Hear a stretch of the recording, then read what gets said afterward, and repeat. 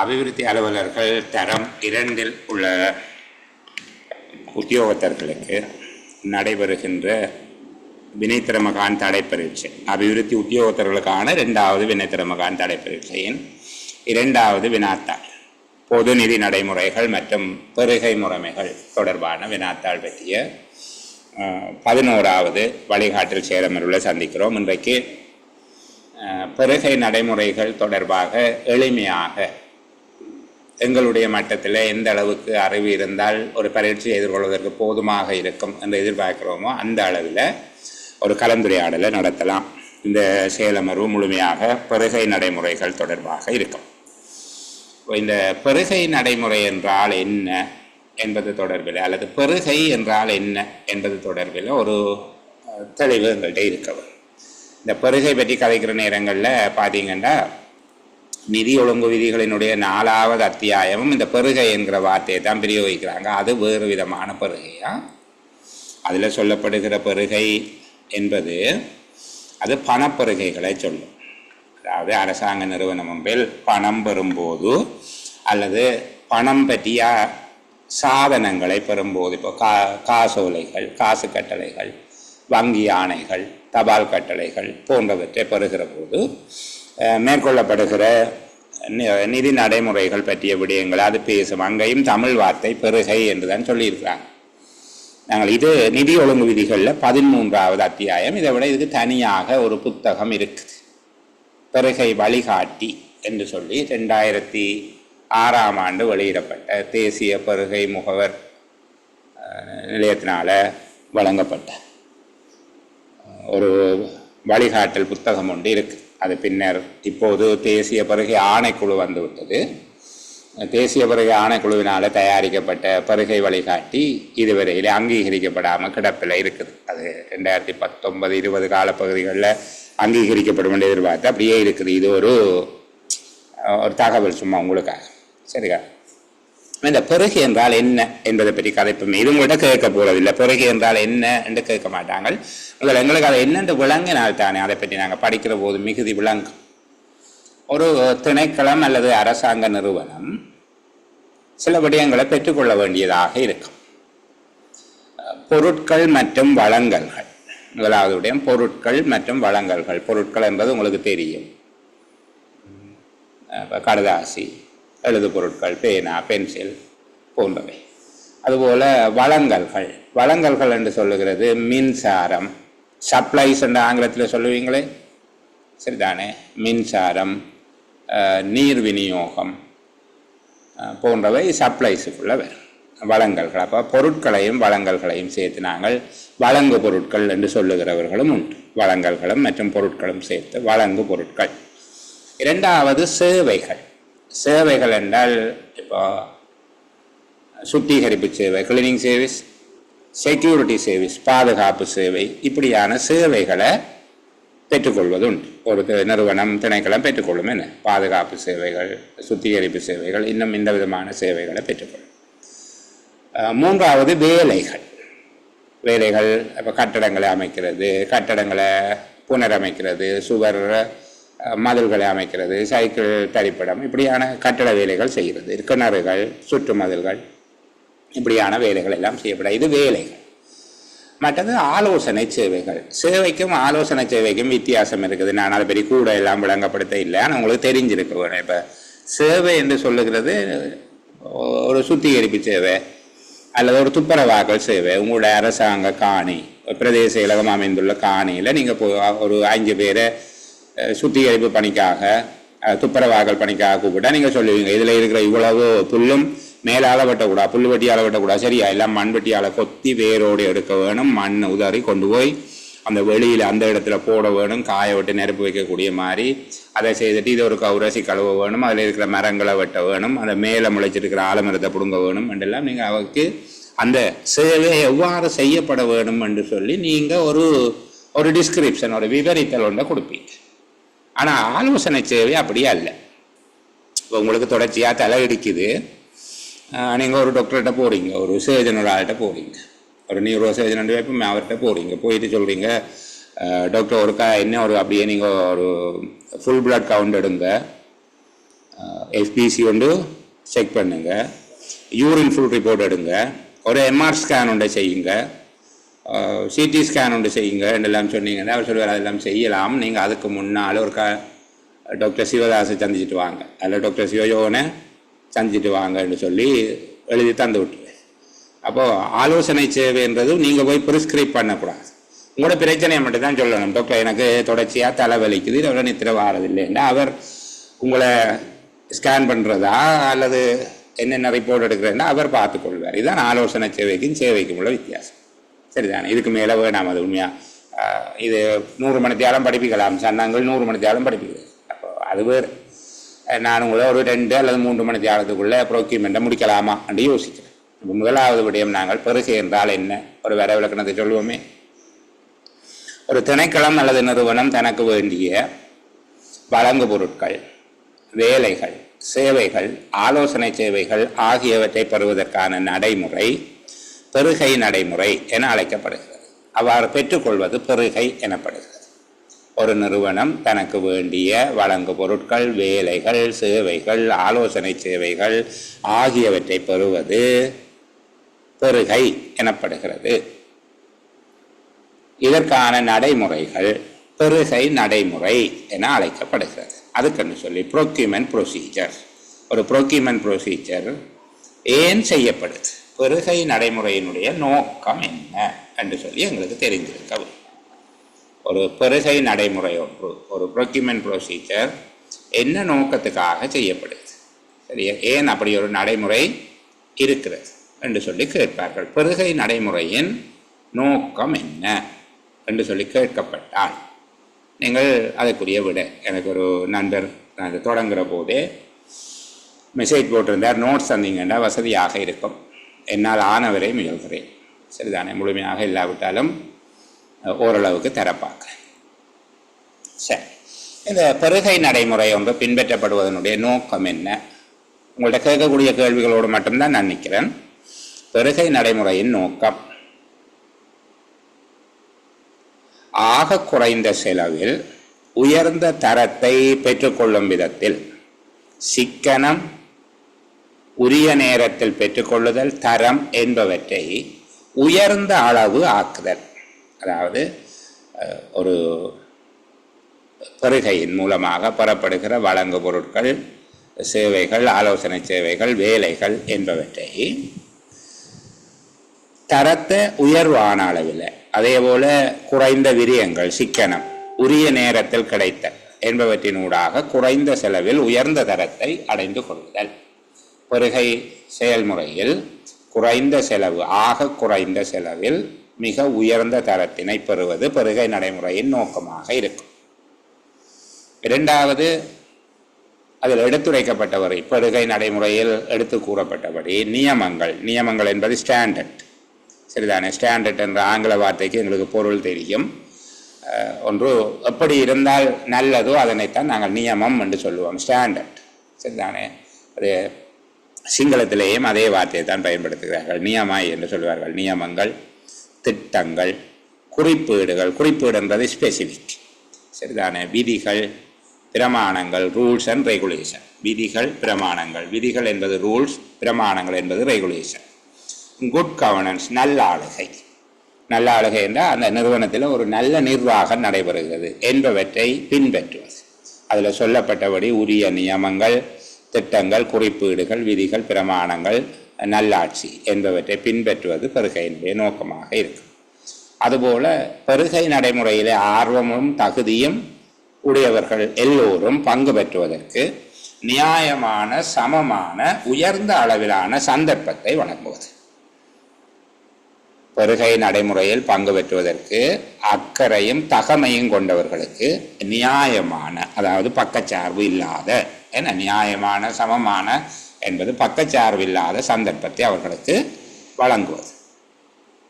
விரைவாக நிறைவேற்றுவது, அதாவது வேலைகள், பொருள் விநியோகம், சேவைகள் என்பவற்றை விரைவாக நிறைவேற்றுவது.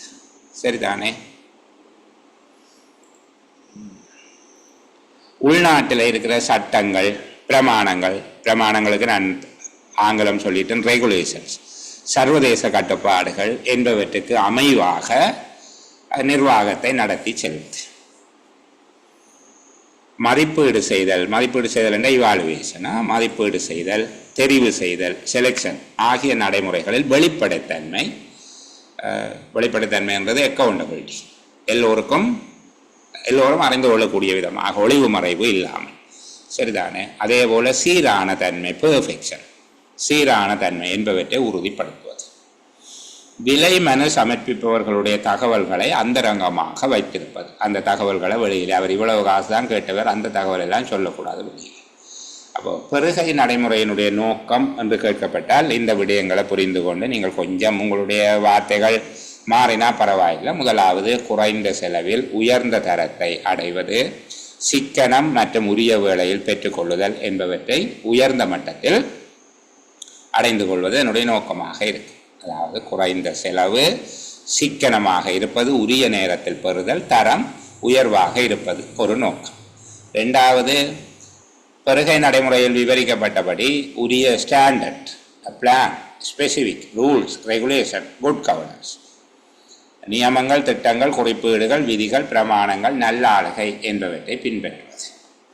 இந்த பெருகை செயற்பாட்டில் அக்கறையுடைய அதே வேளையில் தகமை உடையவர்களுக்கு அதில் பங்கு பெற்றுவதற்கு நியாயமான, சமமான, உயர்ந்த அளவு சந்தர்ப்பத்தை வழங்குவது, பொருட்கள், வழங்கு பொருட்கள், வேலைகள், சேவைகள், ஆலோசனை சேவைகள் என்பவற்றை விரைவாக பெறுதல், உள்நாட்டில் இருக்கக்கூடிய சட்டங்கள், பிரமாணங்கள், அதுபோல சர்வதேச நியமங்கள் என்பவற்றோடு பொருந்தி நடத்தல், மதிப்பிடுதல், தெரிவு செய்தல் ஆகிய நடைமுறைகளில் வெளிப்படையான தன்மை, சீரான தன்மை என்பவற்றை உறுதிப்படுத்துவது, கேள்விதாரர்கள் அல்லது விலை மனு சமர்ப்பிப்பவர்கள் வழங்கும் தகவல்களை அந்தரமாக வைத்திருப்பது பெருகை நடைமுறையினுடைய நோக்கமாக இருக்கும். எங்களுக்கு பெருகை என்றால் என்ன என்று தெரியும், பெருகை நடைமுறையின் நோக்கம் என்ன என்று சொல்லி தெரியும். இன்னொன்று அடிக்கடி கேட்கிறவர்கள் பெருகை நடைமுறையின் போதான ஒழுக்கவியல் என்று சொல்லி கேட்பார்கள். பெருகை நடைமுறையின் போது பின்பற்றப்படுகிற எதிக்ஸ் என்ன என்று சொல்லி கேட்கிறாங்க. சரிதானே. ஒழுக்கம் என்பது டிசிப்ளின் அல்ல, இங்கே எதிக்ஸ். பெருகை நடைமுறையின் போதான ஒழுக்கவியல் பற்றிய விடயங்கள் கேட்கப்படுகிற ஒரு கேள்வி. பெருகை நடைமுறையின் போது எவ்வாறான ஒழுக்கம் பின்பற்றப்பட வேண்டும், அந்தரங்கத்தன்மை பேணுதல், அதாவது தனிப்பட்ட தகவல்கள் வெளியே கொடுக்கக்கூடாது. அந்த கேள்விதாரர்கள் வழங்குகிற அல்லது விலைமனதாரர்கள் வழங்குகிற தகவல்களை வெளியே கொடுக்கக்கூடாது. ஊழல், துஷ்பிரயோகம் போன்றவற்றில் பெருகை நடைமுறையோடு தொடர்புடையவர்கள் ஈடுபடாமல் இருக்க வேண்டும். அதாவது பெருகை நடைமுறையின் போது ஊழல், துஷ்பிரயோகம் என்பவை இல்லாதிருக்க வேண்டும். அக்கறை முரண்பாடு ஏற்படாமல் இருக்க வேண்டும். அக்கறை முரண்பாடு என்று சொல்லுகிறது பிள்ளைகள், இதில் ஒரு கன்ஃப்ளிக்ட் ஆஃப் இன்ட்ரெஸ்ட் என்று சொல்லி ஆங்கிலத்தில் சொல்லுவார்கள். வெளிப்பார்வைக்கும் அங்கே தவறு நிகழ்வது போல தெரியக்கூடாது. உதாரணமாக ஒரு நிறுவனம், இப்போ நான் வேலை செய்கிறேன், தேர்தல் ஆணைக்குழுவில் மாவட்ட தேர்தல் செயலகத்தில் என்னுடைய பணி இருக்குது. இப்போ நான் விலைமன கோருகிறோம். தேர்தல் நடவடிக்கைகளுக்காக தேர்தல் வேலைகள் ஆரம்பிக்கப்பட்ட போது உணவு பெறுவதற்காக விலைமன கோரப்படுது. அது நாங்கள் நிறைய விஷயம் அதுக்குள்ளே போடுவோம். சரிதானே. தோசை என்றால் எவ்வளவு வெயிட் இருக்கணும், அதுக்கு என்ன தர வேணும், சம்பல் அப்படியெல்லாம் தர வேணும் எல்லாம் போடுவோம். அது வேறு, அந்த ஸ்பீக்கெல்லாம் சொல்லுவோம்.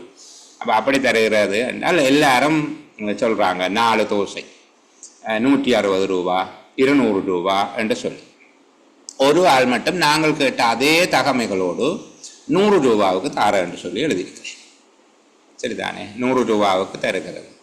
இப்போ யார் என்று பார்த்தால் என்னுடைய ஒரு நெருக்கமான உறவினர், என்னுடைய வீட்டுக்காரர் என்று வச்சுக்கொள்வோமே. சரியா. என்னுடைய வீட்டுக்காரை சாப்பாடு கடை நடத்தக்கூடாது இல்லை தானே. நான் தேர்தலில் வேலை செய்தால் அவங்க சாப்பாடு கடை நடத்துறதுக்கு தடை விதிக்கிறார். அதாவது அவங்களோட அடிப்படை உரிமை. அவங்க விரும்பிய சட்டத்துக்கு விரோதம் இல்லாத ஒரு தொழிலை அவர்கள் செய்யலாம், அதுக்கு தடை இல்லை. அப்போ அவங்க தான் அந்த விலைமனை சமர்ப்பிச்சிருக்கிறாங்க, 100 ரூபாவுக்கு கொடுக்கலாம் என்று சொல்லி. இப்போ இந்த இடத்துல நான் அந்த விலைமனவை ஏற்றுக்கொண்டால் அது எவ்வளவு நியாயத்தன்மை இருந்தாலும் அதில் இன்ட்ரெஸ்ட் ஆஃப் கன்ஃப்ளிக்ட் இருக்கு. என்ன கன்ஃப்ளிக்ட் ஆஃப் இன்ட்ரெஸ்ட், பிறகு அக்கறை முரண்பாடு ஒன்று ஏற்படும். அப்போ அக்கறை முரண்பாடு ஏற்படாத வகையில் செயற்பட வேணும். இதுக்கு என்ன செய்ய வேணும் என்கிற தீர்வை பற்றி நாங்கள் பிறகு ஆறுதலாக டிஸ்கஸ் பண்ணுவோம். ஆனால் இந்த இடத்துல அப்படி செய்ய இயலாது, செய்யக்கூடாது. அது அப்படி கொள்வனவு செய்யப்பட்டால் அவர்களை ஒரு வழங்குனராக நாங்கள் ஏற்றுக்கொண்டால் அப்போது கன்ஃப்ளிக்ட் ஆஃப் இன்ட்ரெஸ்ட் ஒன்று வரும், அக்கறை முரண்பாடு ஏற்படும். பெருகையின் போது அக்கறை முரண்பாடு ஏற்படாமல் இருக்க வேண்டும். அதுபோல் பெருகை தொடர்பான விடயங்களில் எந்த விதமான அன்பளிப்பு அல்லது அக்கறை காட்டி தூண்டக்கூடிய பொருட்கள், நன்மைகள் எதையும் ஏற்றுக்கொள்ளக்கூடாது. இதை இந்த கருத்தை பிள்ளையாக வேலை செய்து போட்டு பெற்றுக்கொள்வதில்லை, சரியாக வேலை செய்கிறதுக்கும் சில பேர் கொண்டு வந்து தருவாங்க. இப்போ நீங்கள் ஒருவரை முறைப்படியாக பரிசீலனை செய்து அவர் பொருத்தம் இல்லை என்று சொல்லி அவரை நிராகரித்தாச்சு.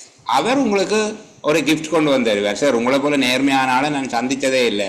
மேடம், உங்களை போல ஒரு நேர்மையானாலும் நான் சந்தித்ததே இல்லை. உங்களை நேர்மையை பாராட்டி நான் அதை தர விரும்புகிறேன் என்று கொண்டு வருவேன்.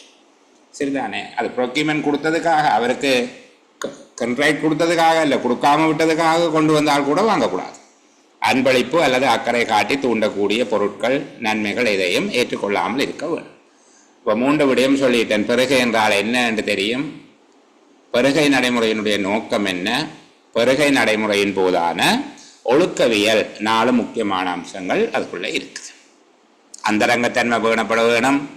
பெருகை நடைமுறையோடு தொடர்புடையவர்கள் ஊழல் துஷ்பிரயோகம் என்பவற்றில் ஈடுபடாமல் இருத்தல், பெருகை நடைமுறையின் போது அக்கறை முரண்பாடு ஏற்படாமல் பார்த்து கொள்ளுதல், ஏதேனும் அன்பளிப்பு அல்லது அக்கறை காட்டி தூண்டக்கூடிய பொருட்கள், நன்மைகள் எதனையும் ஏற்றுக்கொள்ளாமல் இருத்தல். இது பெருகை நடைமுறையின் போதான ஒழுக்கவியல் என்று சொல்லும். இப்போது இதுவரையும் பேசிய விடயங்கள் எனக்கு தெரியும், அது ரொம்ப இன்ட்ரெஸ்டாக எல்லாம் இருக்க போகிறதில்லை. சில வேளையில் சப்பண்டு இருக்கும், தவிர்க்க முடியாது. சரிதானே? நாங்கள் கொஞ்சம் இனிமையாக பேசுவதற்கு முயற்சி செய்யும். இந்த பெருகை முறைகள் என்று சொல்லி ஒரு கொஞ்சம் விடயம் இருக்குது. எவ்வாறு பொருட்கள், சேவைகள், ஆலோசனை சேவைகள், வேலைகள் என்பவற்றை பெற்றுக்கொள்வது என்பது தொடர்பாக சில முறைகள் இருக்குது. இந்த பெருகை முறைகள் தொடர்பிலே அதிகமான கேள்விகள் வருகிறது. இந்த பெருகை முறைகளை நான் இப்போதைக்கு மேலோட்டமாக உங்களுக்கு விளங்கப்படுத்துகிறேன். இது தொடர்பாக தனியாக நாகராஜ ஐயா என்ற புத்தகத்தில் பொருத்தமான நோட்ஸ் இருக்குது. நான் அதை உங்களுக்கு படம் பிடிச்சு தருகிறேன். இந்த கைவசம் அந்த புத்தகம் இல்லை, நான் அதை எடுத்துக்கொண்டு அதை படம் பிடிச்சு தார். நான் அவருடைய இதில் இருந்து எடுத்தேன் என்றால் அதை சொல்ல வேணுமே, பொய் பேசக்கூடாது. இப்போ என்னுடைய கைவசம் அது இல்லை. இப்போ நான் விளங்கப்படுத்துகிறேன் உங்களுக்கு. இயலுமானவரை இதற்குரிய நோட்ஸ் நான் தரப்பாக்கிறேன். இப்போ நான் உங்களுக்கு ஆட்டுகிறதும் தருவன். இதற்கு மேலதிகமாக ரவீந்திரன் ஐயா மற்றது நாகராஜ ஐயாவினுடைய புத்தகங்களில் இருக்கக்கூடிய முக்கியமான பகுதிகள் நான் ஏதோ ஒரு விதமாக உங்களுக்கு அது ஒளிப்படமாகவோ அல்லது வேறு விதத்தில் தருகிறேன். முக்கியமாக கேள்வி வரக்கூடிய பகுதிகளை கவனத்தில் எடுப்போம். இந்த பெருகை நடைமுறைகள் தொடர்பாக கேட்கப்பட்டால் அல்லது பெருகை முறைகள், பெருகை நடைமுறைகள் அல்ல, பெருகை முறைகள். பெருகை நடைமுறையில் பெருகை முறைகளை பற்றி கேட்பார்கள். இந்த ஒவ்வொரு முறையையும் நான் உங்களுக்கு விளங்கப்படுத்தி விடுகிறேன். சரிதானே? அதை எழுதுறதுக்குரிய நோட்ஸ் தனியாக எழுத்து வடிவத்திலேயே தருகிறேன். சர்வதேச போட்டி விலைமனு கோரல். இந்த சர்வதேச போட்டி விலைமனு கோரல் என்று சொல்லப்படுகிறது. ஒரு வேலை அல்லது வழங்கு பொருட்களை பெறுவது அல்லது சேவை, ஆலோசனை சேவையை பெறுவதற்கு சர்வதேச ரீதியாக விளம்பரப்படுத்துவதாக இருக்கும். இப்போ நீங்கள் ஒரு கலாசார நிலையம் ஒன்றை அமைக்க போகிறீங்க. யாழ்ப்பாணத்தில் ஒரு தேசிய கலாசார நிலையம் ஒன்று அமைக்க போகிறீங்க. பெரிய அளவில் அது ஒரு 5 மாடிகளை கொண்டதாக, ஒவ்வொரு மாடியிலையும் 1500 பார்வையாளர்கள் அமர்ந்திருக்கக்கூடிய சொகுசு ஆசனங்கள் அமைந்ததாக, அது தவிர நவீன வசதிகள் கொண்டதாக அப்படியெல்லாம் அமைக்க போகிறீங்கன்னு வச்சுக்கொள்வோம். அது ஒரு பெரிய பில்லியன் கணக்கான ஒரு ப்ராஜெக்ட். இந்த சர்வதேச ரீதியாக அந்த பிளானுக்கு நீங்கள் பிட்கோல் பண்ண. அது 2 சந்தர்ப்பங்களில் அது நடக்கும். ஒன்று, அந்த வேலை அல்லது வழங்கு பொருள், சேவை, ஆலோசனை சேவையை வழங்குவதற்கு உள்ளூரில் இருக்கக்கூடிய ஒப்பந்ததாரர்களுடைய இயலளவு பற்றிய சந்தேகம் தோன்றும் போது, உள்ளூராக்களுக்கு இது ஏழுமா என்கிற ஒரு சந்தேகம் தோன்றுமாக இருந்தால் அப்போது சர்வதேச போட்டி விலை மனக்கோரலை செய்யப்படும். ரெண்டாவது, விலை மனக்கோருவது தொடர்பாக நிதி வழங்குனர்கள் சர்வதேச ரீதியாக நிதி வழங்கும் போது, சில வேளைகளில் உலக வங்கி, ஆசிய அபிவிருத்தி வங்கி, சீன வங்கிகள் அல்லது சர்வதேச நாணய நிதியம் போன்றவற்றினால நிதிகள் வழங்கப்படுமாக இருந்தால், சர்வதேச நிதி நிறுவனங்கள் நிதி முகவர்களால் நிதி வழங்கப்படும் போது அவர்கள் சில நேரம் இந்த வேலையை நீங்கள் சர்வதேச போட்டி விலை மனக்கோரல் மூலமாகத்தான் செய்ய வேணும் என்று சொல்லி அந்த உதவி வழங்கலினுடைய ஒரு நிபந்தனையாகவே அதை சொல்லுவார்கள். அப்படி கோரப்பட்டார்கள். ரெண்டு சந்தர்ப்பங்களில் சர்வதேச போட்டி விலை மனக்கோரல் நடைபெறுகிறது. ஒன்று, உள்ளூர் ஒப்பந்தக்காரர்கள் அல்லது உள்ளூர் கேள்விதாரர்களுடைய இயலுமை பற்றிய சந்தேகம் எழும்போது, போதிய இயலுமே உள்ளூர் ஒப்பந்தக்காரர்கள் கொண்டிருக்காத போது சர்வதேச ரீதியாக போட்டி விலை மனு கோர வேண்டி இருக்கும். உதாரணமாக, இலங்கை தன்னுடைய விமானப்படைக்கு ஒரு 50 ஹெலிகாப்டர்களை வாங்க போகுதென்றால் உள்ளூரில் விலை மனு கோர இயலாது. சர்வதேச ரீதியாகத்தான் விலை மனு கோர வேண்டும். ஆனால் இது இந்த போட்டி விலை மனுவாக இருக்காது. அது பிறகு பின்னுக்கு வர நான் பற்றி சொல்லுகிறேன். இந்த மாதிரியான ஏதேனும் விடயங்களுக்கு சர்வதேச ரீதியாக கோரும். இந்த ஹெலிகாப்டர் பொருந்தாதான் அதை விட்டுடுங்க. நாங்கள் முதல் சொன்ன போல ஒரு சர்வதேச கலாச்சார நிலையம், சரிதான், உதாரணத்துக்கு பண்டாரநாயக்க சர்வதேச மாநாட்டு நிலையம் இருக்குதான், சர்வதேச மாநாட்டு மண்டபம் BMICH பண்டாரநாயக்க ஞாபகார்த்த சர்வதேச மாநாட்டு நிலையத்தை நிறுவுகிறது. அது சர்வதேச போட்டி விலை மனு தான் கோர வேணும். உள்ளூராக்கள் அதை செய்வினமான்னு தெரிய இல்லை. மற்றது காசு கொடுக்குறவன்னு சொன்னால் நீங்கள் சர்வதேச ரீதியாக கோல் பண்ணி எடுங்கன்னு சொன்னால் கோர வேணும். சர்வதேச போட்டி விலை மனு கோரல் என்னன்றது உங்களுக்கு விளங்கிட்டது. அதனுடைய ஒப்பந்த நடவடிக்கைகள், ஒப்பந்ததாரர்களை சர்வதேச ரீதியாக விலை மனுக்களை கோருவதாக இருக்கும். அதுக்கு 2 காரணமும் சொல்லிட்டு, அடுத்தது தேசிய போட்டி விலை மனு கோரல். தேசிய போட்டி விலை மனு கோரல் முதலாவது ஓப்பன். அது யார் விண்ணப்பிக்கலாம் என்று சொல்லி நாங்கள் வரையறுக்கல, எல்லாரும் விண்ணப்பிக்கலாம், சரிதானே. தகமை உள்ளவர்கள் அதில் சொல்லப்படுகிற தகமை உள்ளவர்கள் விண்ணப்பிக்கலாம். தேசிய போட்டி விலை மனு கோரல் என்றால் இது சர்வதேச ரீதியாக இல்லை, நாட்டுக்குள்ளே இருக்கிற ஒப்பந்தக்காரர்கள், நாட்டுக்குள்ளே இருக்கிற அந்த வேலை செய்கிறார்கள் விண்ணப்பிக்கலாம். திறந்த அடிப்படையில் இருக்கும், சரிதானே. அது தேசிய நாளிதழ்களில் 3 மொழிகளிலையும் வெளியிடப்பட வேணும். இப்படியான கண்டிஷன்ஸ் எல்லாம் இருக்காது. நாங்கள் பிறகு பார்ப்போம். இதோட 2வது தேசிய போட்டி விலை மனு கோரல். பெருகை முறைகள் கேட்டால் நீங்கள் எழுத போகிறீங்க. நான் அதை என்னென்று விளங்காமல் சும்மா பாடமாக்கலாது தானே என்கிறதால ஒரு சின்ன விளக்கம் சொல்லிக்கொண்டு வா. அடுத்த 3வது வரையறுக்கப்பட்ட சர்வதேச போட்டி கேள்வி அல்லது வரையறுக்கப்பட்ட தேசிய போட்டி கேள்வி. இந்த வரையறுக்கப்பட்ட மட்டுப்படுத்தப்பட்ட 2ம் ஒரே வார்த்தை தான், லிமிட்டட், சரிதானே, க்ளோஸ்ட் மாதிரி இருக்கு.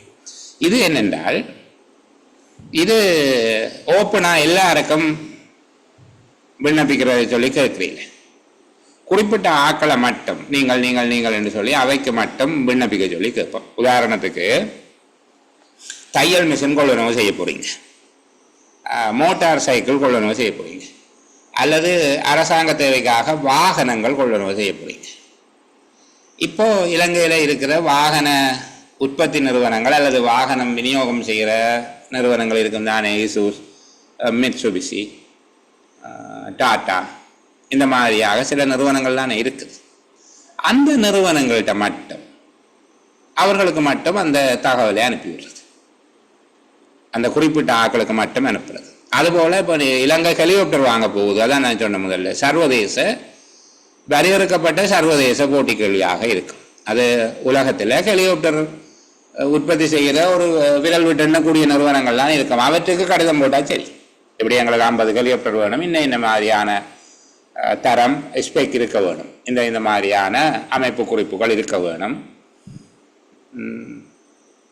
அது என்ன விலை தருவீங்க, எவ்வளோ வாரண்டி, அந்த மாதிரியான அதில் எல்லாம் இருக்கும். வாரண்டி என்ன, இன்ஜின் கெப்பாசிட்டி என்ன, சீட்டிங் கெப்பாசிட்டி என்ன, ஃபியூவல் கன்சம்ஷன் என்ன, இப்படியான விஷயங்கள் எல்லாம் அதில் இருக்கும். அந்த நாங்கள் கொடுக்குற ஆவணத்தில் இருக்கும். அந்த ஆவணத்துக்கு அமைவாக அவர்கள் ஒரு விலையை போடுவார்கள். எவ்வளோ காலத்தில் தருவோம் என்று சொல்லுவார்கள். தனியாக விலையை மட்டும் பார்க்குறதில்லை. சில பேர் குறைஞ்ச விலை தருவினம் 1 வருஷம் ஆகும் தாரகன்னு சொல்லுவினோம். சில பேர் கொஞ்சம் விலை கூட தருவினம் ஆனால் 2 மாதத்தில் தரலாம் என்று சொல்லுவினோம். அப்போ அதுகளெல்லாம் பார்க்குறது, தனியாக விலை மட்டும் பார்த்து செய்கிறது இல்லை. இப்போ இதைத்தான் சொல்லுகிறது 3வது வரையறுக்கப்பட்ட சர்வதேச போட்டிக் கேள்வி அல்லது வரையறுக்கப்பட்ட தேசிய போட்டிக் கேள்வி. ரெண்டும் வேறு வேறு. என்ன வரையறுக்கப்பட்ட சர்வதேச போட்டிக் கேள்வி, வரையறுக்கப்பட்ட தேசிய போட்டிக் கேள்வி. வரையறுக்கப்பட்ட சர்வதேச போட்டிக் கேள்வி என்றால் உலகத்தில் இருக்கிற அதனோடு தொடர்புடைய நிறுவனங்களுக்கு மட்டும் கேள்வி அறிவித்தல்களை வழங்கி அவர்கள்ட்ட இருந்து கேள்வி மனுக்களை பெறுவது, விலை மனுக்களை பெறுகிறது. விலை மனு என்றால் அது என்ன விலைக்கு செய்து தருவினம் அல்ல என்ன விலைக்கு தருவினம் என்றால் அது எங்களுக்கு தருகிற டாக்குமெண்ட். சரிதானே? இது 3வது வகை. சர்வதேச போட்டிக் கேள்வி, தேசிய போட்டிக் கேள்வி, வரையறுக்கப்பட்ட சர்வதேச போட்டிக் கேள்வி, வரையறுக்கப்பட்ட தேசிய போட்டிக் கேள்வி. 4வது தேடிப்பெறல். இந்த தேடிப்பெறல் என்றா என்ன? அதைத்தான் கடை கொள்ளல் என்றும் சொல்வது. தேடிப்பெறல், கடை கொள்ளல், சுருக்கமாக சொன்னால் பர்ச்சேசிங், கொள்வனவு. சரிதானே? கடையில் போய் கொள்வனவு செய்கிறது தேடிப்பெறல் அல்லது கடை கொள்ளல். சாதாரணமாக உங்களுடைய அலுவலகங்களில் நடக்கிறது. கம்ப்யூட்டர் வாங்க போகிறீங்களா? தேடிப்பெறல் அல்லது கடை கொள்ளல். 5 கம்ப்யூட்டர் கடைக்காரர்கிட்ட, கம்ப்யூட்டர் விற்கிற கடைக்காரர்கிட்ட, நிறுவனங்கள்கிட்ட, 5 நிறுவனங்கள்கிட்ட இருந்து விலை மனுக்களை பெற்று அவற்றை பரிசீலனை செய்து அதில் எங்களுக்கு பொருத்தமாக இருக்கக்கூடிய நிறுவனத்திட்ட இருந்து அதனை கொள்வனவு செய்த, அதுதான் தேடிப்பெறல். அப்போ இங்கே ஒரு ஆள்கிட்ட உடனே ஓடி போய் வாங்கிடலாம். சரிதானே? தேடிப்பெறல் அல்லது கடை கொள்ளல், ஆங்கிலத்தில் பர்ச்சேசிங் என்று சொல்லுவோம். நேரடி ஒப்பந்தம் செய்தல். நேரடி ஒப்பந்தம் என்றால் அந்த கதையெல்லாம் இல்லை, டைரக்ட் கான்ட்ராக்ட். இப்போ உதாரணத்துக்கு உங்களுடைய அலுவலகத்துக்கு புதுசாக ஒரு கட்டடம் ஒன்று கட்டப்படுது. அந்த கட்டடத்துக்கு மின்சாரம் பொருத்த வேணும். 5 நிறுவனங்கள்ட்ட கோட்டேஷன் எடுத்து ஒரு யூனிட்டுக்கு எவ்வளோ காசு வாங்குவீங்கன்னு எல்லாம் கதைப்போமோ? ஒரு கதையும் இல்லை. நேர இலங்கை மின்சார சபையோட ஒப்பந்தம் செய்ய வேண்டியது தான். என்ன தண்ணி வசதி வேணும் உங்களுக்கு, இலங்கை நீர்வளங்கள் சபை ஓட்ட போர்டோட அக்ரிமெண்ட் செய்ய வேண்டிய பிறகு அடுத்த கதையெல்லாம் இல்லை. அதுதான் நேரடி ஒப்பந்தம் செய்தல். சரிதானே? மீள்பெறுதல் கட்டளைகள் என்று சொல்லி ஒன்றிருக்கு. மீள்பெறுதல் கட்டளைகள் என்றால் என்ன என்றால், ஏற்கனவே தேடிப்பெறல் என்கிற 4வது விஷயம் இருக்குதானே, பர்ச்சேசிங், கடை கொள்ளல். அதில் நீங்கள் ஒரு இந்த ப்ரொக்யூமெண்ட் செய்திருப்பீங்க. அப்படி ப்ரொக்யூமெண்ட் செய்து உதாரணத்துக்கு ஒரு 10 கம்ப்யூட்டர் வாங்கிட்டீங்க. திருப்பியும் ஒரு 5 கம்ப்யூட்டர் வாங்கலாம். அதே அந்த ப்ரொக்யூமெண்ட் டிசிஷனை வச்சுக்கொண்டு 50% மேற்படாமல் வாங்கலாம். அது 2 நிபந்தனைகள் இருக்குது. அது 50% மேலே வாங்க இயலாது. அதை விட பொருளினுடைய விலை சந்தையில் குறைவடைந்திருக்கக்கூடாது.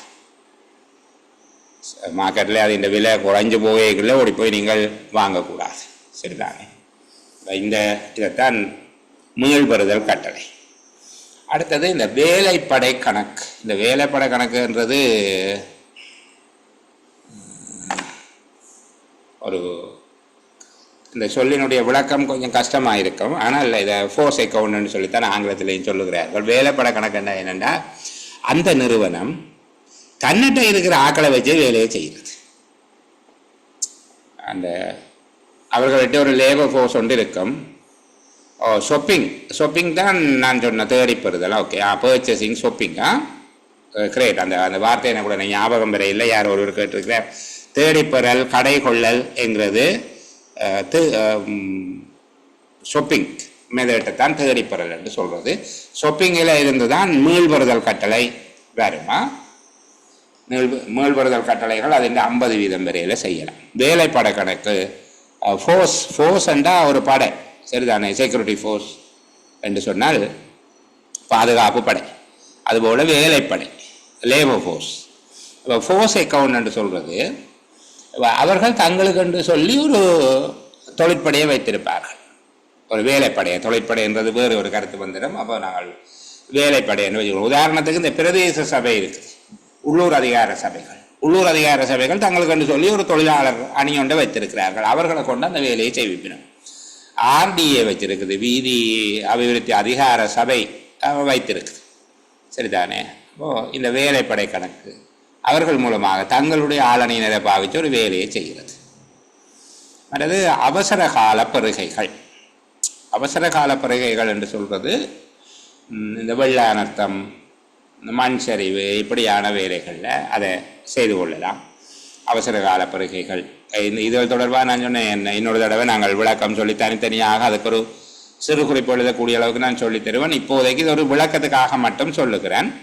பெருகையில் சமூகம் பங்கு பெற்று சரிதானே 2 மில்லியன் ரூபா வரைக்கும் செய்யலாம் என்று நினைக்கிறேன். என்னுடைய ஞாபகம் சரியாக இருந்தால் 2 மில்லியன் ரூபா வரைக்கும் போகலாம். பெருகையில் சமூகம் பங்கு பெற்றல்ன்றது நீங்கள் ஆர்டிஎஸ், டபிள்யூஆர்டிஎஸ், சமுர்த்தி அந்த சங்கம் கொண்டு வச்சிருக்கிறீங்க ஊருக்குள்ள சரிதானே, முதியோர் சங்கம் இப்படியான அந்த சங்கங்கள் மூலமாக, அது அங்கீகரிக்கப்பட்ட சங்கங்கள் இருக்கின்றன. அந்த சங்கங்கள் மூலமாக அவர்கள்ட்ட உங்களுடைய எஸ்டிமேட்டை செய்துட்டு பொருத்தமான ஒரு சங்கத்தை தெரிவு செய்து அவர்கள்ட்ட அந்த வேலையை கொடுக்குறது. அப்போ அது அந்த மேலே இருக்கிற முறைமைகளுக்குள்ளே வராது. நான் தேர்தலில் அப்படித்தான் செய்கிறேன். தேர்தல் அலுவலகத்தில் இப்போது ஒரு வேலை நடக்குது, 8,80,000 ரூபாய். நாங்கள் அருகில் இருக்கிற மன்னார் நகர பிரதேச செயலாளரை கடிதம் மூலமாக கேட்போம், பொருத்தமான ஒரு சங்கத்தை தாருங்கன்னு சொல்லி அவர் ஒரு சங்கத்தை தெரிவு செய்து தருவார். அந்த சங்கத்திட்ட வேலையை கொடுப்போம். ஒப்பந்தங்கள் எல்லாம் செய்விடும் சரிதானே. ஒப்பந்தங்கள் எல்லாம் செய்துட்டு அதன் பிறகு அவர்கள் வேலையை செய்வார்கள். அவர்களுடைய கொடுப்பனவு நிபந்தனைகள் எல்லாத்துக்கும் அமைவாக நடக்கும்.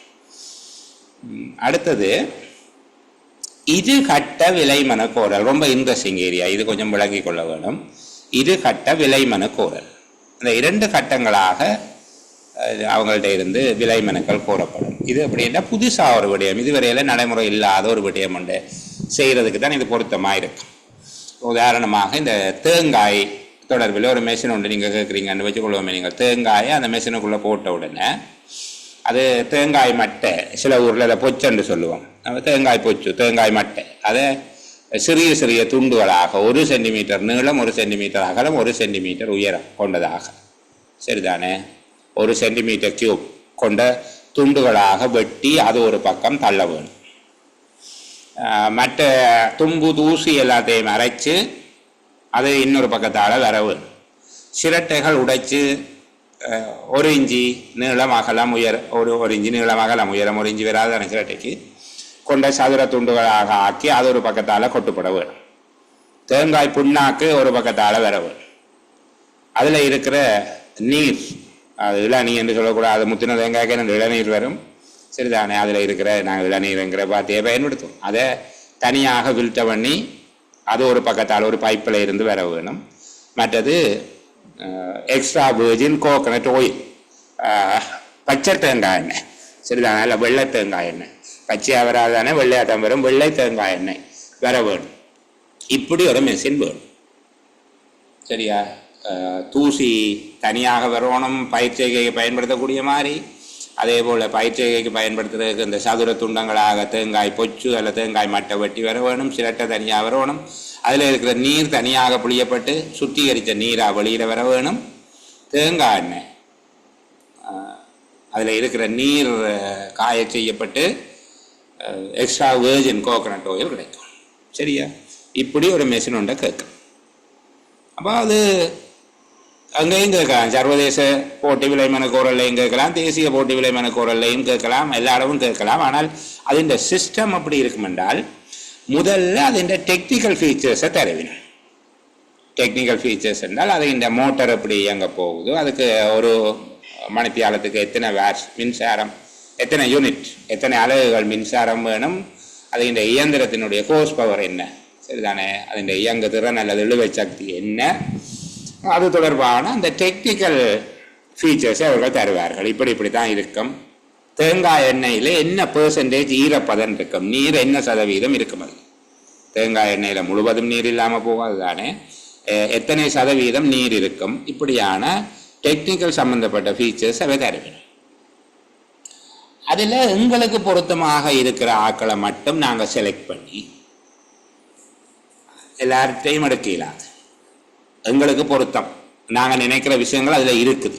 ஏன்னா முதல்ல சொல்லுகிறோம் எங்களுக்கு இப்படி ஒரு மெஷின் வேணும், அவ்வளவுதான். இப்போ தான் புதுசாக கண்டுபிடிக்கப்படுது. அப்போ அந்த மெஷினை கொண்டு வந்தவர்கள் மெஷின் சம்பந்தமான டெக்னிக்கல் ஃபீச்சர்ஸ் என்ன சொல்கிற தொழில்நுட்ப தரவுகள் அல்ல தொழில்நுட்ப பரிமாணங்கள் தொடர்பாக அவர்கள் அதை எங்களுக்கு தருகிறார்கள். தருகிற போது நாங்கள் அதை வச்சு பரிசீலனை செய்து இந்த இது பரவாயில்ல போட இது ஓகே, இதில் இப்படி ஒரு கொஞ்சம் திருத்தம் செய்தால் சரி, இந்த மாதிரியாக பேசி கண்டுபிடிச்சு அவைகிட்ட இருந்து அவர்களை அழைத்து அந்த சம்பந்தப்பட்ட ஆட்களுக்கு மட்டும் செய்ய வேண்டிய திருத்தங்களை பற்றி கலந்துரையாடி நீங்கள் இது எல்லாம் சரியான இதை கொஞ்சம் நீங்கள் இப்படி எங்களுக்கு இம்ப்ரூவ் பண்ணி தர வேணும், இப்படி செய்ய வேணும்னு சொல்லி கதைச்சிட்டு அதுக்கு பிறகு அவைக்கு இப்போ 2ஆம் கட்டம் அந்த சொல்லப்பட்ட திருத்தங்கள் இணைந்ததாக இப்போது உங்களுடைய விலையை தாருங்கள். முதலே எல்லார்டையும் விலை கேட்க தேவையில்லை. முதல் அவர்கள்ட்ட தொழில்நுட்ப கூறுகள் தொடர்பான விடயங்களை தான் கேட்போம். எனக்கு அந்த டெக்னிக்கல் ஃபீச்சர்ஸுக்கு நல்ல வார்த்தை முதல் வர இல்லை, தொழில்நுட்ப கூறுகள் சரிதானே தொடர்பாக அவர்கள்ட்ட இருந்து தகவலை பெற்றுக்கொண்டு எங்களுக்கு ஏற்ற தொழில்நுட்ப உள்ளடக்கங்கள் கொண்டவற்றை 2ஆம் கட்டமாக அவற்றின் திருத்தங்களை பிரேரித்து அது தொடர்பில் நாங்கள் விலைகளுக்கு அது 2ஆம் கட்டமாக அவர்கள் தருவார்கள். இதுதான் இருகட்ட விலை மனு கோரல். இதே மாதிரி இன்னொரு விடயம் இருக்கு, அது ரெண்டையும் குழப்பிக் கொள்கிறவர்கள் உண்டு. இது கடித உரை முறைமை. இரு கடித உரை முறைமை என்றது இருகட்ட விலை மனு கோரலை விட வித்தியாசமாக இருக்கும். சரிதானே? இருகட்ட விலை மனு கோரல் என்று சொல்றது 2 வெவ்வேறு கட்டங்களில் அந்த தகவல்கள் கிடைக்கும். ஆனால் இரு கடித உரை முறையில் அப்படி இல்லை. இரு கடித உரை முறை என்பது ஒரே நேரத்திலேயே 2 என்வலப்ஸும் தருவார்கள். நாங்கள் முதல்ல தொழில்நுட்ப கூறுகள் தொடர்பான உரைகள் உடைக்கப்படும், என்வலப்ஸ் ஓப்பன் பண்ணுவோம். உடைச்சு அதில் எங்களுக்கு தொழில்நுட்ப கூறுகள் சம்பந்தப்பட்ட விடயங்கள் திருப்தியாக காணப்படுபவர்களுடைய விலை கூறுகளை நாங்கள் உடைப்போம், மற்றவர்களுடைய உடைக்க மாட்டோம். அதுதான் இரு கடித உரை முறைமை. சரிதானே? அடுத்தது விலை மனதாரர்களின் முன்தகமை என்கிறது அவர்கள் ஏற்கனவே என்னென்ன விதமான முன் அனுபவத்தை கொண்டிருக்க வேண்டும் என்பதோடு அவர்கள் பதிவு செய்திருக்க வேண்டும். நாங்கள் பதிவு செய்த ஆட்கள்கிட்ட மட்டும்தான் கோட்டேஷன் கேட்போம். சில வேளைகளில் ஓப்பன் கோட்டேஷன் கேட்போம், தேடிப்பறல் ஷாப்பிங் மெத்தடில். இது விலை மனதாரர்களின் முன்தகமைங்கிறது நாங்கள் அவர்கள் என்னென்ன தகமைகளாக கொண்டிருக்க வேணும், அவர்களை இவ்வளவு அனுபவம் அல்லது இந்த மாதிரியான இவ்வளவு வேலையை செய்திருக்க வேணும் என்றெல்லாம் நிறைய பிறகு கதைப்போம். அவர்களுடைய தகமைகள் சொல்லப்பட்டிருக்கும். அந்த முன் தகமையுடையவர்கள் பதிவு செய்திருப்பார்கள், வழங்கலாளர்களாக தங்களை பதிவு செய்வார்கள். அப்படி பதிவு செய்தவர்களிடமிருந்து மட்டும்தான் நாங்கள் விலை மனுக்களை கோருவோம். சரியா? இதை விட இதில் சொல்லப்படாத இன்னொரு முறை இருக்குது, டேர்ன் கீ மெத்தட் என்று சொல்லி. டேர்ன் கீ மெத்தட் ஆரம்ப காலத்தில் இந்திய வீட்டு திட்டங்கள் அவ்வாறு தான் அமைக்கப்பட்டது. அதாவது அவருக்கு ஒரு விஷயத்தை சொன்னால் அவர் செய்து போட்டு கடைசியாக திறப்ப தர மட்டும்தான் வேலை, மற்ற வேலைகள் ஒன்றும் இல்லை. நாங்கள் இப்படி எங்களுக்கு ஒரு வீடு வேணும், இவ்வளவு சதுர அடி இருக்க வேணும், ஒவ்வொரு அறைகளும் இவ்வளவு விஸ்தீரணம் இருக்க வேணும், சுவர் இந்த அளவு அகலமான கல்லினால இந்த அளவு தடிப்பான பூச்சினால இருக்க வேணும், அது இந்த குவாலிட்டி இப்படி இருக்க வேணும், குவான்டிட்டி இப்படி இருக்க வேணும், ஓடு எப்படி மரம் எப்படி எல்லா விஷயங்களையும் சொல்லி இந்த மாதிரி ஒரு வீடு மொத்தமாக நீங்கள் வீடு கட்டி எங்கள்கிட்ட திறப்ப தாரதான் வேணும், மற்ற ஒன்றும் நாங்கள் செய்ய மாட்டோம். சரியானே? அப்படியே அதை கம்ப்ளீட் பண்ணிட்டு எங்கள்கிட்ட திறப்பை ஒப்படைக்கணும். அதுக்கு என்ன மாதிரி ரெண்டு கேட்போம். அதைத்தான் டேர்ன் கீ மெத்தட்னு சொல்கிறோம். சரிதானே? டேர்ன் கீ மெத்தட்டும் ஒன்று இருக்குது, டேர்ன் கீ முறை என்று சொல்லி. அதுக்கான தமிழ் எனக்கு சொல்ல தெரியவில்லை, அது டேர்ன் கீ என்றே தான் பேசப்படுறது. அப்போ பெருகை முறைகள் தொடர்பாக கேட்கப்பட்டால் நீங்கள் ஒரு 10 பெருகை முறை எழுதக்கூடிய அளவுக்கு விடயத்தை வச்சு கொண்டீங்கன்னா போதுமானது. இதை பற்றி நான் ஏற்கனவே சொன்னது போல் தனித்தனியாக நான் உங்களுக்கு நோட்ஸ் தான். அடுத்தது இந்த விடயத்தை கொஞ்சம் கவனமாக பார்க்க போகிறோம். பெருகை நடவடிக்கையின் படிமுறைகள். இந்த ப்ரொக்யூமெண்ட் ப்ரொசீஜர் என்னென்ன ஸ்டெப்பில் நடக்கும், இந்த ஒவ்வொரு ஸ்டெப்பையும் படித்தோம் என்றால் கிட்டத்தட்ட பெருகை சம்பந்தமாக நாங்கள் படித்து முடிச்சிட்டோம் என்கிறது தான். சரிதானே? முதல்ல பெருகை குழு நியமிக்கப்படும். இந்த பெருகை குழு 5 விதமான பெருகை குழு இருக்கிறது. அந்த ஒவ்வொரு பெருகை குழு சம்பந்தமாகவும் நான் இன்றைக்கு உங்களுக்கு சொல்லித்தான். பெருகை குழு நியமிக்கப்படும், ப்ரொக்யூமெண்ட் கமிட்டி. சரிதானே? ப்ரொக்யூமெண்ட் கமிட்டி என்று சொல்லி ஒன்றை நியமிப்போம். அது எப்படி நியமிக்கிறது, அதுக்கு என்ன பேர், யார் நியமிக்கிறது, நியமிக்க சொல்லி யார் கேட்கிறது, இந்த மாதிரியான விடயங்களை உள்ளடக்கி நாங்கள் தனியாக கற்றுக்கொள்ளுவோம். நான் ஏற்கனவே உங்களுக்கு சொல்லுகிறது போல் ஒரு புதுசாக படிக்கிற விஷயமாக இருந்தால் சில வேளைகளில் கொஞ்சம் ஒரு தடவையில் விளங்கி கொள்வதில் சிறிய நெருக்கடிகள் இருக்கும். நீங்கள் அதை பொருட்படுத்த வேண்டாம், விளங்கும். சரிதானே? விளங்குறதுக்குரிய நடவடிக்கை செய்வோம் நாங்கள். அடுத்தது பெருகை குழு நியமனத்துக்கு அடுத்ததாக தொழில்நுட்ப மதிப்பீட்டு குழுவின் நியமனம், டெக்னிக்கல் இவாலுவேஷன் கமிட்டி என்று சொல்லி நாங்கள் இதை சொல்லுவோம். தொழில்நுட்ப மதிப்பீட்டு குழு, இந்த பெருகை குழு தொழில்நுட்ப மதிப்பீட்டு குழு ரெண்டும் சேர்ந்து தான் கரும மாற்றும். பெருகை தொடர்பான ஆவணங்கள் சரியா என்று பார்க்குறதுல இருந்து பெற வேண்டிய பொருட்களினுடைய பண்புகளை தீர்மானிக்கிறது, அதனுடைய தொழில்நுட்ப விடயங்கள் எப்படி இருக்க வேணும், அதனுடைய தரம், அதெல்லாம் தீர்மானிக்கிற விடயங்கள் இந்த தொழில்நுட்ப மதிப்பீட்டு குழுவுக்குள்ளே இருக்கும். அவர்கள் 2 பேரும் சேர்ந்து தான் பெருகை செயல்முறையை கொண்டு நகர்த்துவார்கள். 3வது விலைக்கேள்வி ஆவணங்களை தயாரிப்பது, சமர்ப்பிப்பது, அங்கீகரிப்பது. விலைக்கேள்வி ஆவணங்களை தயாரித்தல், சமர்ப்பித்தல், அங்கீகரித்தல், இது அந்த பெருகை செய்கிற நிறுவனத்தினால அந்த ஆவணங்கள் தயாரிக்கப்பட்டு தொழில்நுட்ப மதிப்பீட்டு குழுவிட்ட சமர்ப்பிக்கப்பட வேண்டும். தொழில்நுட்ப மதிப்பீட்டு குழு ஆவணங்களை ஆராய்ந்து உரிய ஆவணங்கள் சரியாக இருக்கிறதா என்பதை அதை அங்கீகரிக்கும், அங்கீகாரம் வழங்கும். இது 3வதாக முதல் பெருகை குழுவை நியமிக்கிறது. அதே காலத்தில் அடுத்து என்று சொல்ல மாட்டேன், பெருகை குழு நியமிக்கின்ற சமகாலத்திலேயே தொழில்நுட்ப மதிப்பீட்டு குழு நியமிக்கப்பட வேண்டும். அதற்கு பின்பாக நாங்கள் இந்த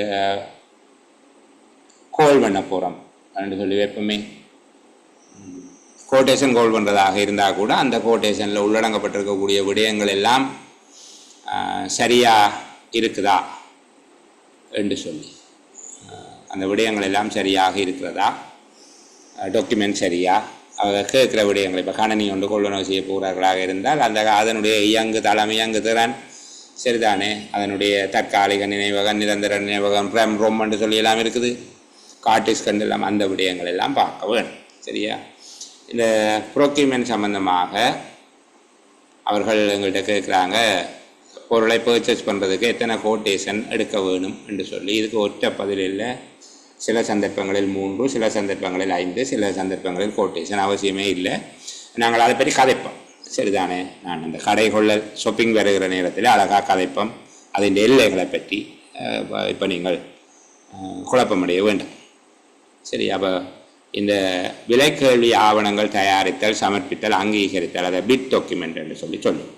சரிதானே? Bid document preparation, submission, approval. அதுக்கு பிறகு கேள்வி அறிவித்தலை வெளியிடுதல், டெண்டர் நோட்டீஸ் அல்ல bid notice, bid notice. Bid நோட்டீஸ்ன்றது உங்களுக்கு தெரியும், ஒரு சந்தை தொகுதி அமைக்கப்பட போகுது என்று சொல்லி எல்லாம் அந்த விவரங்கள் எல்லாம் போட்டு பத்திரிகையில் வந்திருக்கும். கேள்வி அறிவித்தல் அதை பார்த்துருப்பீங்க. அது கேள்வி அறிவித்தல். கேள்வி அறிவித்தல் என்றால் அதில் நீங்கள் இப்படி விண்ணப்பிக்கலாம், விண்ணப்பிக்கிறார்களுக்கு என்னென்ன தகவல்கள் இருக்க வேணும், என்னென்ன விவரங்கள், யார்கிட்ட விண்ணப்பத்தை பெற்றுக்கொள்ள வேணும், அதில் மீள செலுத்தக்கூடிய பண வைப்பு, மீள செலுத்தாத பண வைப்பு என்று சொல்லியெல்லாம் இருக்கு. அந்த அறிவித்தலை வழங்கி எந்த திகதியிலிருந்து இங்கே பெற்றுக்கொள்ளலாம். இனி ஆவணங்களை வழங்குறது. ஆவணங்களை வழங்குவதற்கு நாங்கள் தயாராக இருக்க வேணும். அதுக்கு ஒரு 6 விடயங்களை கருத்தில் கொள்ள வேணும். ஆஃபீஸ் நேரத்தில் அவர்கள் ஆவணங்களை பெற்றுக்கொள்ளக்கூடியதாக இருக்க வேணும். கேள்வி மனதாரர்கள், பிடர்ஸ் என்று சொல்லி அவர் சொல்கிற பிட், BID, பிட்.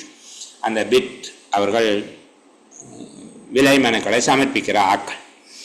விலை மனுக்களை சமர்ப்பிப்பவர்களை நாங்கள் பிடர்ஸ் என்று சொல்லி சொல்லுவோம். இந்த விலை மனு சமர்ப்பிக்கிற நபர்கள் ஆவணங்களை காசு கட்டி எடுத்துக்கொண்டு போக வேணும். அவர்களுக்கு ஆவணங்களை கொடுத்தால் அவர்கள் போயிட்டு அந்த வாங்கி கொண்டு போன ஆவணங்களை அதில் நாங்கள் விடயங்களை கேட்டிருப்போம். அவர்கள் ஒவ்வொரு விடயங்களாக அதனை பூர்த்தி செய்து அதனோடு இணைக்க வேண்டிய சில ஆவணங்கள் இருக்குது. சரிதானே? சில உத்தரவாதங்கள், பிணைகள் போன்ற விடயங்களை எல்லாம் அவர்கள் இணைக்க வேண்டும். அந்த உத்தரவாதங்கள், பிணைகள் போன்றவையெல்லாம் நாங்கள் பிறகு கதை அந்த ஆவணங்கள் எல்லாவற்றையும் இணைத்து அதை பூர்த்தி செய்து அவர்கள் கையொப்பமிட்டு எங்கள்கிட்ட கொண்டு வந்து தருவார்கள். நேரடியாக கொண்டு வந்து தருவினம் அல்லது பதிவு தபாலை அனுப்புவினம். அதுக்கண்டு நாங்கள் ஒரு பெட்டி ஒன்று வச்சிருப்போம். விலைக்கேள்வி கோரல்களை அவர்கள் சமர்ப்பிக்கிறதுக்காக ஒரு பெட்டி ஒன்று வச்சிருப்போம். அந்த பெட்டிக்குள்ளே தான் போட வேணும். எங்கள்கிட்ட தந்தாருன்னா நாங்கள் அதுக்கு பெற்றுக்கொண்டதுக்கான ஒரு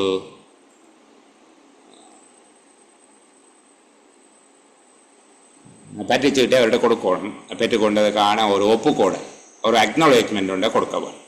சரிதானே? அந்த பாக்ஸுக்குள்ளே அவைகள் போட வேணும். அது பிறகு நாங்கள் ஒரு நாள் அதுக்கென்று சொல்லி இருக்கக்கூடிய இந்த பெருகை குழுவினால் விலைக்கேள்விகள் திறந்து அதை பரிசீலிக்கப்படும். விலைக்கேள்விகளை திறந்து அதில் சில விடயங்களை உரத்து வாசிக்கணும். அதெல்லாம் இருக்குது. அந்த விலைக்கேள்விகளை திறக்கிறதுக்குரிய நடைமுறை என்ன? சரிதானே?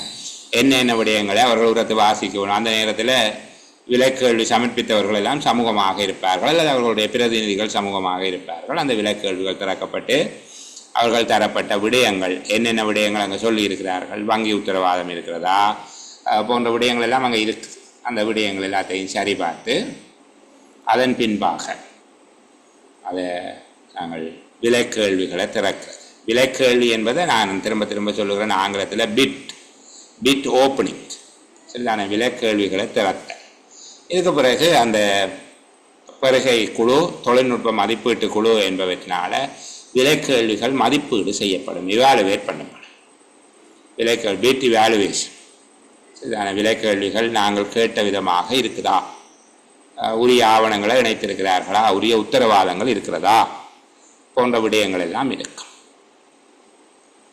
இதுக்கு பிறகு நாங்கள் அந்த நிறுவனத்தினுடைய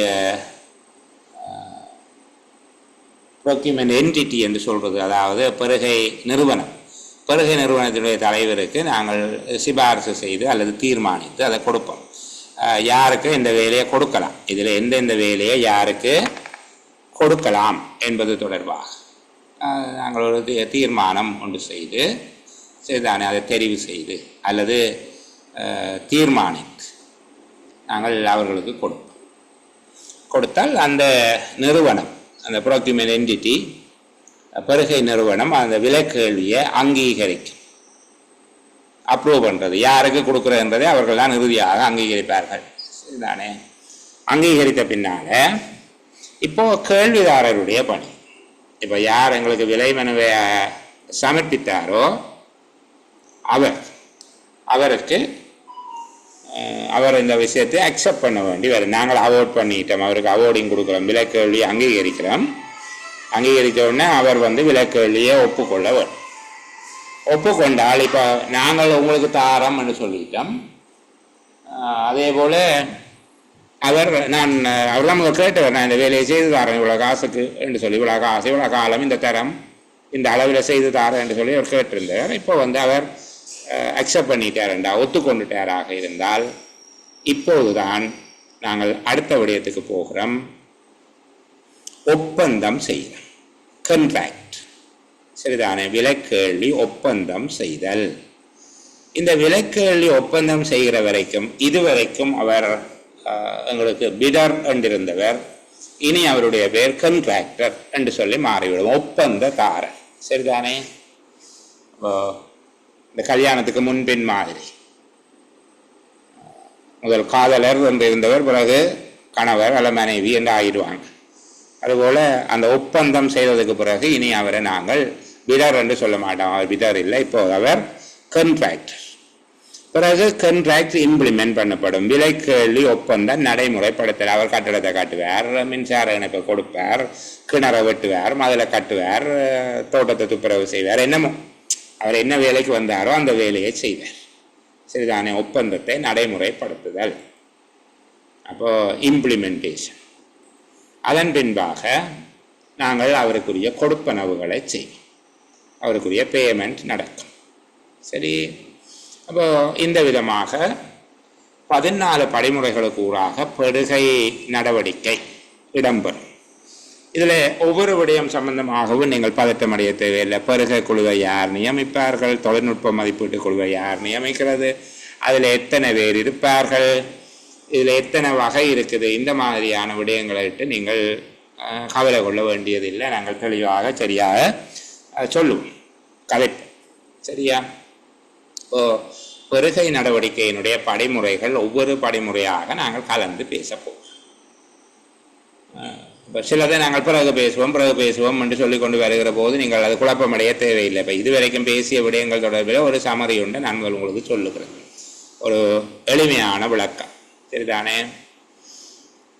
பெருகை நடைமுறை என்றால் என்ன என்று சொல்லி பார்த்தேன். ஒரு திணைக்களம் அல்லது ஒரு நிறுவனம் தனக்கு வேண்டிய வழங்கு பொருட்கள், வேலைகள், சேவைகள், ஆலோசனை சேவைகள் ஆகியவற்றை பெறுகின்ற செயற்பாடு பெருகை என அழைக்கப்படுகிறது. அது தொடர்பில் பின்பற்றப்படுகின்ற நடைமுறைகள் பெருகை நடைமுறை என அழைக்கப்படும். ஒரு பெருகை நடைமுறை பின்பற்றப்படுவதனுடைய நோக்கம் என்ன? குறைந்த செலவில் சிக்கனத்தோடு குறைந்த செலவில் உயர்ந்த தரத்தில் உரிய நேரத்தில் பொருட்கள், சேவைகள், வேலைகள், வழங்கல்கள் போன்றவற்றை பெறுவது. இரண்டாவது, எடுத்துரைக்கப்பட்டபடியான தரம், அளவு, குவாலிட்டி, ஸ்பெக் என்று சொல்லுவோம், நியமங்கள், குறிப்பீடுகள் என்பவற்றுக்கு அமைவாக ஒரு நல்ல நிர்வாகம், வெளிப்படையான நிர்வாகத்தை பின்பற்றி இந்த விடயங்களை நிறைவேற்றுவது. மூன்றாவது, தகமையும் அக்கறையும் கொண்டவர்களுக்கு பெருகை நடைமுறையில் பங்கேற்றுவதற்கு நியாயமான சமமான சந்தர்ப்பம் கொடுப்பது. விரைவாக இவற்றை நிறைவேற்றுவது. உரிய சட்டங்கள், பிரமாணங்கள், சர்வதேச நியமங்களுக்கு அமைவாக செயற்படுவது. வெளிப்படைத்தன்மை, சீரான தன்மையை உறுதிப்படுத்துவது. பெருகை நடைமுறை தொடர்பான தகவல்களை ரகசியமாக பேணுவது அல்லது அந்தரங்கமாக பேணுவது என்பது பெருகை நடைமுறையினுடைய நோக்கமாக இருக்கும். பெருகை நடைமுறையின் போது பின்பற்ற வேண்டிய ஒழுக்கங்கள் என்கிற அடிப்படையில் 4 விடயங்கள். ஒன்று, அந்தரங்கத்தன்மை பேணப்பட வேண்டும். ஊழல் துஷ்பிரயோகம் தடுக்கப்பட்டிருக்க வேண்டும். பெருகையின் போது அக்கறை முரண்பாடு தோன்றாதிருக்க வேண்டும். ஏதேனும் அன்பளிப்பு அல்லது அக்கறை காட்டி தூண்டுதல் பொருட்கள் அல்லது வேறு விதமான நன்மைகள் என்பவற்றை பெறாதிருத்தல் வேண்டும் அல்லது ஏற்றுக்கொள்ளாமல் இருக்க வேண்டும் என்று பார்த்தோம். அதுக்கு பிறகு பெருகை முறைகள் பற்றி கதைச்சிருக்கிறோம். பெருகை முறைகள் என்பது சர்வதேச போட்டி கேள்வி, தேசிய போட்டி கேள்வி, வரையறுக்கப்பட்ட சர்வதேச போட்டி கேள்வி, வரையறுக்கப்பட்ட தேசிய போட்டி கேள்வி, தேடி பெறுதல் அல்லது கடைகொள்ளல், ஷாப்பிங் மெத்தட் என்று பார்த்து நாங்கள், நேரடி ஒப்பந்தம், டிரெக்ட் கண்ட்ராக்ட், மீள் கட்டளை இடுதல் அல்லது மீள கட்டளை இடுதல், மீள் பெறுதல் கட்டளை, அதுக்கு வேறு வேறெல்லாம் இருக்கு.